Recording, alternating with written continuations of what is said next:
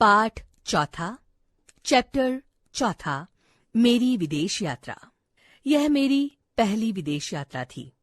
मित्रों की सलाह पर मैंने सर्दी के लिए गर्म कपड़े बनवाए। मैं हमेशा केवल खादी ही पहना करता था। विदेश जाकर भी इस नियम को भंग करना मैंने उचित नहीं समझा। इसलिए कश्मीरी ऊन के कपड़े ही खादी भंडार द्वारा मंगवाकर बनवाए। कपड़े की कांट छांट भी देशी रखी। मैंने अंग्रेजी पोशाक न पहनने का निश्चय कर लिया। इससे दो लाभ हुए। एक तो बहुत कम खर्च में काम के लायक काफी कपड़े तैयार हो गए। दूसरे, पोशाक हिंदुस्तानी थी, इसलिए उसमें कुछ भूल अथवा भद्दापन भी हो तो कोई विदेशी समझ नहीं सकता था। अंग्रेजी पोशाक और रहन सहन धारण करने पर उन लोगों के फैशन और रीति नीति के अनुसार ही चलना फिरना, कपड़े पहनना और खाना पीना पड़ता है। अपना रहन सहन कायम रखने से ये सब झंझट दूर हो जाते हैं। विशेषकर मेरे जैसे आदमी के लिए ये झंझट कुछ कम नहीं है, क्योंकि मैंने जीवन भर कपड़े और फैशन पर ध्यान नहीं दिया। मैंने कपड़ों को शरीर गर्म रखने और लज्जा निवारण का साधन मात्र समझा है। जहाज में मेरी पोशाक लोगों के कौतूहल का केंद्र बनी रही। एक पारसी दंपति और एक अंग्रेज सज्जन मेरी ओर विशेष रूप से आकर्षित हुए।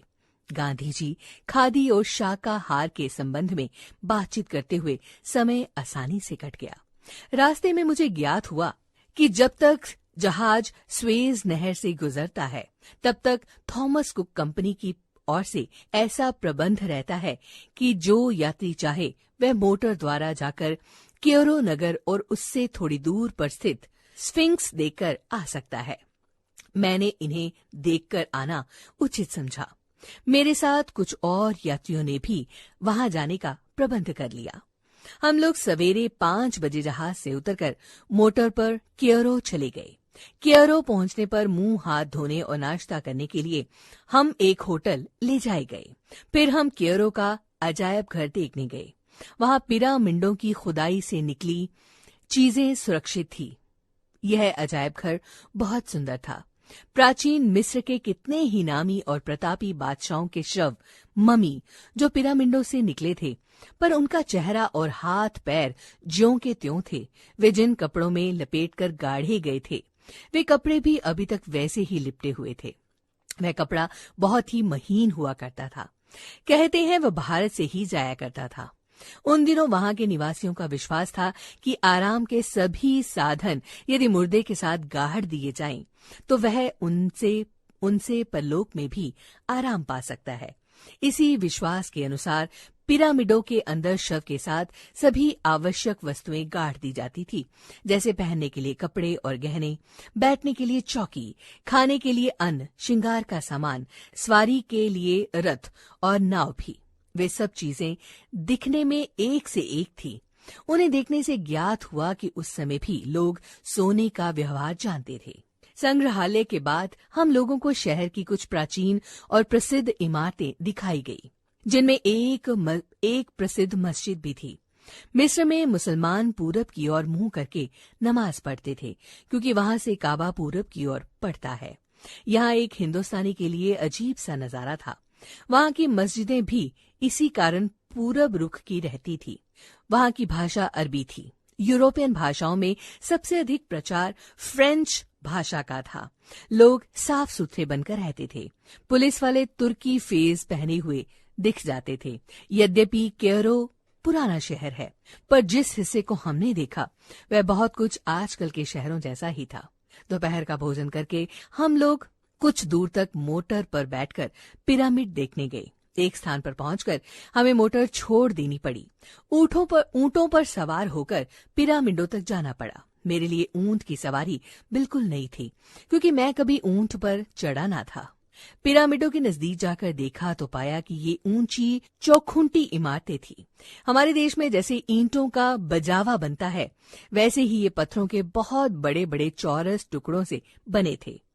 पजावे की तरह ही नीचे की चौड़ाई अधिक थी, जो ऊपर की ओर कम होती गई थी। ईंटों का पजावा भले ही छोटा था, पर पिरामिड बहुत ऊंचे, बहुत बड़े और ऊंचे थे। इनमें लगी एक एक ईंट मेरे अनुमान में 5 हाथ लंबी होगी। इसी के अनुपात में इनकी चौड़ाई और मोटाई थी। एक एक ईंट काटकर न जाने कितने दिनों में इतनी बड़ी इमारतें तैयार हुई होंगी। इसमें कितने गरीबों ने अपनी जिंदगी का कितना हिस्सा लगाया होगा, और ये सब किसी एक राजा के नाम को उसके मरने के बाद भी कायम रखने के लिए किया जाता था। नाम तो अब केवल पुस्तकों में रह गया है। ये इमारतें जिनसे मनुष्य कोई लाभ नहीं उठा सकता, उस अपनी जगह पर हजारों वर्षों के बाद भी ज्यों की त्यों खड़ी हैं। सिम्फक्स एक अजीब चीज है। इसका मुंह मनुष्य का और शरीर दानव का था। एक बहुत बड़ी मूर्ति एक रेगिस्तान में इसी शक्ल की बनी पड़ी थी।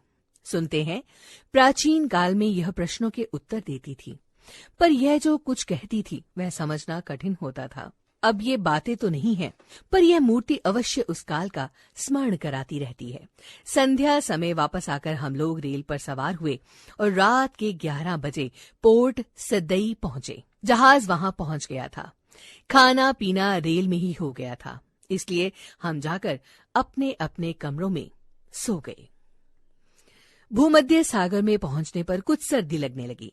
लाल सागर तो बहुत गर्म था, अरब सागर से भी अधिक। भूमध्य सागर में हवा भी कुछ जोर से चलती थी, इसलिए जहाज कुछ हिला था। इटली के निकटवर्ती सीसली टापू के पास होकर जहाज गुजरा। वहां का शहर कुछ दूर से देखने में आया। पहाड़ साफ नजर आता था। कुछ दिन बाद हम मार्सलेस, फ्रांस पहुंच गए। रास्ते में कोई विशेष बात नहीं हुई। समुद्र यात्रा में चारों ओर पानी दिखता था।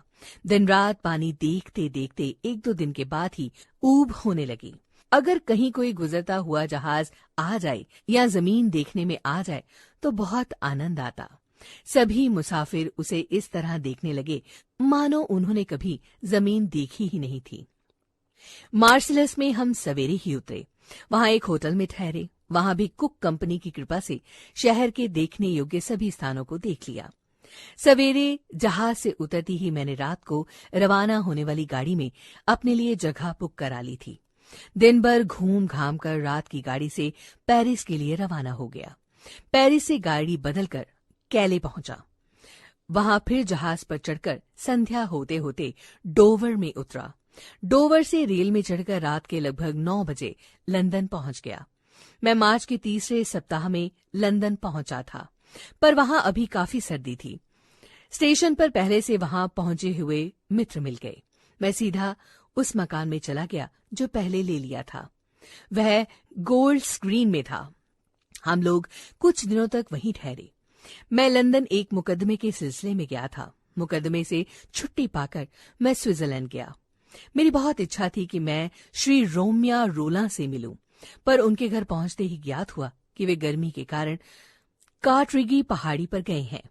मैं वहां चला गया। रास्ता सुंदर था। रेल ऊंचे पहाड़ पर आहिस्ता आहिस्ता चढ़ती गई। मैं 2 दिन तक वहां रुका। बातचीत भी हुई। कठिनाई ये हुई कि मैं फ्रेंच नहीं जानता था और वे अंग्रेजी नहीं जानते थे। एक दुभाषी की सहायता लेनी पड़ी, पर उसकी विद्या भी कुछ अंदाज की ही थी। वहां से चलकर मैंने वर्नक्लेन, न्यूटाटेल, लोसान और जिनेवा शहरों को देखा। न्यूटाटेल में एक आश्चर्यजनक घटना हुई। मैं वहां बाजार घूम रहा था। एक दुकान में हाथ के बुने कपड़े बिकते थे। एक लड़की बेचने का काम कर रही थी। वह अंग्रेजी भी जानती थी। मैंने हाथ के बुने कपड़े के बारे में बातचीत की।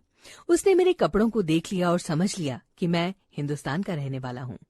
मुझे ये जानकर आश्चर्य हुआ कि वह न केवल गांधी जी का नाम जानती थी, बल्कि गांधी जी से संबंधित जो भी ग्रंथ उसे मिल सकते थे वह उन्हें पढ़ चुकी थी।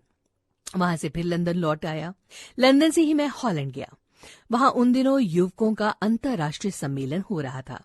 मैंने भी उसमें भाषण दिया। सम्मेलन युद्ध विरोधी युवकों का था। वहां से बर्लिन गया। घूम घूम कर बर्लिन देखा। बर्लिन से लिप्जिंग पहुंचा और वहां एक दिन ठहरा।